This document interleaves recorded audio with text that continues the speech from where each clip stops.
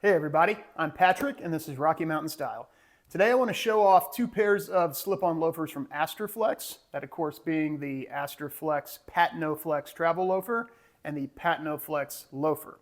So I want to go into them, show the differences, similarities, and sort of just maybe give my opinion on which one may be right for you if you're looking for a lightweight slip-on loafer like this for spring, summer. So if that's something you're interested in, please stick around and we'll get right into it.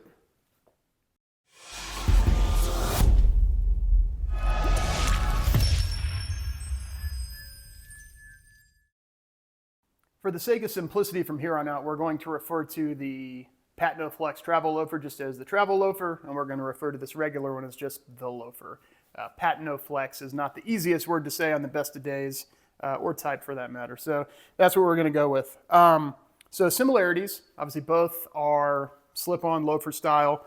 You know, at first glance, they have a really similar shape and silhouette. Without being able to completely confirm, I think it's pretty evident that they use the same last. And they're both $198. So a lot of similarities. They also, you know, you're going to wear them with the same outfits. They have the same formality level. So, you know, just because this one's called a loafer and this is called a travel loafer, don't fall into the trap of thinking that, you know, this is going to be better with suits or business casual and this is going to be smart casual. No, they're the same formality level and you'll wear them with the exact same outfits. Yeah, that's pretty much it for similarities. You know, very similar shoe, and I think it's the differences which really matter rather than the similarities.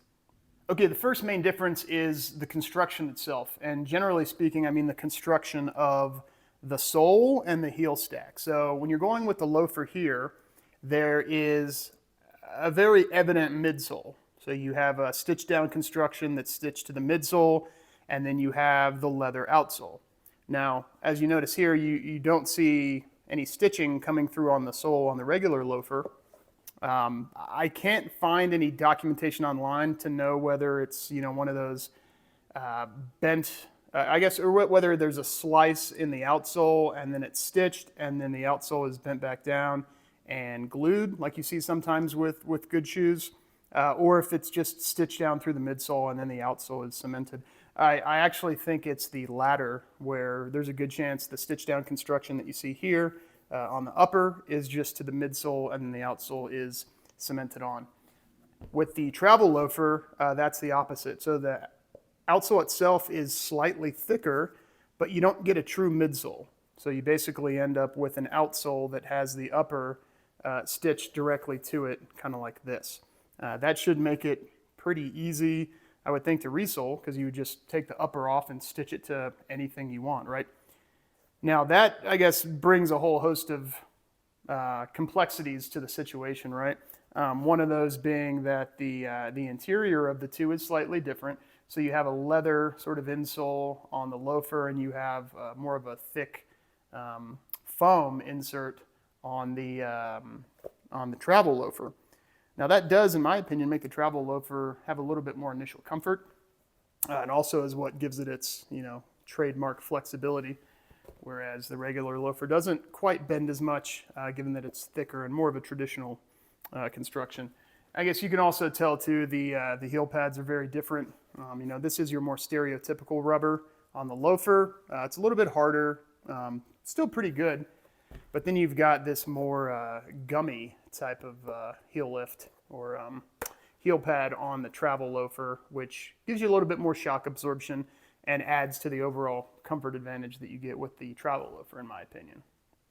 Now the other thing, and I'm not sure if this is a difference in the shoes themselves per se, or if it's just a quirk of providing these to a US-based retailer like Huckberry from Italy, but ordered both of these in size 10 off of Huckberry's website. Or I guess I shouldn't say ordered, requested. Both of these were given to me by Huckberry to review. I've had these travel loafers for well over a year and have worn these quite a bit.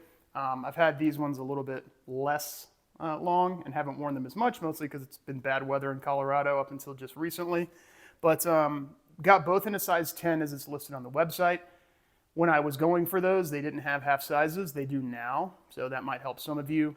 But both arrived neither in a size 10, right? So these came as a 43, European sizing, you know, no big deal. These came labeled in the box as a 9H. So not exactly sure what's going on there. If they really are, a size down and then several sizes wider to try to get the right length, that's kind of odd. And I don't know if that's something that Huckberry did or if that's something that Astorflex did. They, shipped him a bunch of 9Hs and said, fulfill these with size 10 orders.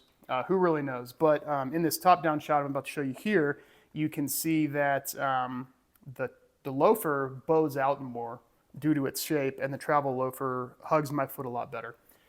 Because of that, it's unfortunate to say, but yeah, the travel Loafer is just not one that I'm going to be wearing much. They technically fit, but they're just not quite perfect, even though I ordered the same size in both. The travel Loafer, thankfully, is perfect. It's one of the best fitting loafers I've ever had, and it just sort of hugs me like, like a glove, you could say. And so my opinion is the travel Loafer is the best, and it's because of that sizing issue mainly. Also, I think they're more comfortable.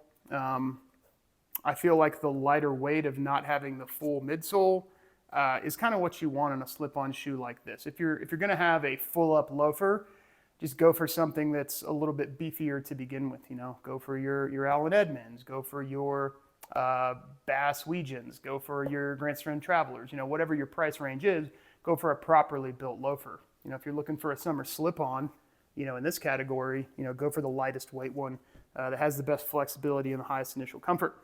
So with all that said, one other thing I want to mention is the leather option. So this is the dark chestnut nubuck, which I also have in some other Astorflex products like a Chukka boot. This is the tan leather. If you're going to get these, get the dark chestnut nubuck. It's the best by far. This tan leather isn't great, and just having a little bit of a drop of water on one of them, which I think was from like a pot of pasta. So, it wasn't pure water. There was a little bit of, pasta residue in it, but it left a big stain on the other one.